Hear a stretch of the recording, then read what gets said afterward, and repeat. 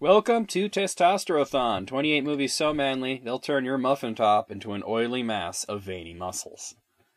The Hunt for Red October is based on the book of the same name, the debut novel of Tom Clancy and the debut of his iconic character, Jack Ryan. Although he's been played by 4 actors so far, with little continuity between each movie, it's not the character that hooks you into these sorts of movies, but the story itself. In this debut, Jack Ryan is played by Alec Baldwin, former winner of the Biggest Douche in the Universe Award.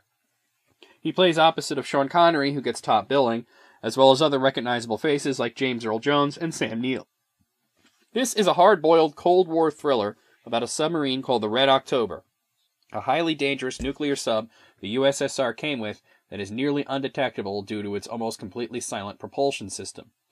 The ship's captain, Marco Ramius, seemingly is on a mission to spy on America to test how good this thing works against sonar detection. But his true intentions are something else, which becomes apparent when he murders another officer and replaces his orders with his own. Jack Ryan is a CIA analyst who is called in about the Red October, as the U.S. government believes it's a huge danger and could possibly be used to get nuclear weapons close enough to the country for a fast enough strike that we couldn't respond to. But Ryan believes that Ramius may be trying to defect to the United States and give the Red October to us, and has come up with a way to help him do that, despite not knowing for sure if this is really his intention, without alerting the Russians. The Soviets at first claim they lost the sub and ask for help finding it, but when Ramius' superior tactics foil their attempts at destroying him, they tell the American government that Ramius has gone rogue and is trying to attack America and ask for help in hunting him down. Ryan still believes Ramius wants to join us, and has to prove this to his superiors who are under order to destroy the Red October. Although Jack Ryan became the star of the series of books and movies, the real star here is Sean Connery as Ramius. At first, it's easy to roll your eyes as he speaks Russian in his thick Scottish accent, but all the Russian characters revert to English soon enough.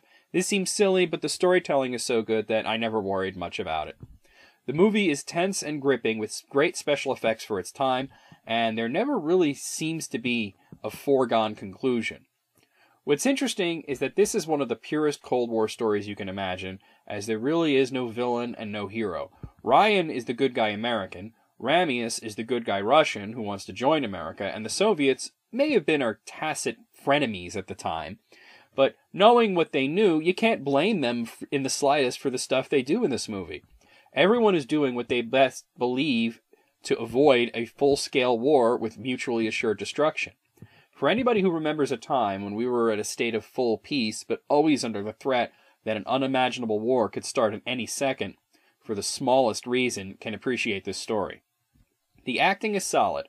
Sean Connery has had his ups and his downs throughout his career and the early 90s, hell, the 90s in general. They weren't exactly kind to him. But this is a standout, great role that allows him to actually use some subtlety. Alec Baldwin, what can I say? It's easy to hate on the guy for being a massive asshole, but he can act, and this is one of the roles that I enjoy him in. I also enjoyed Sam Neill as Ramius' first mate.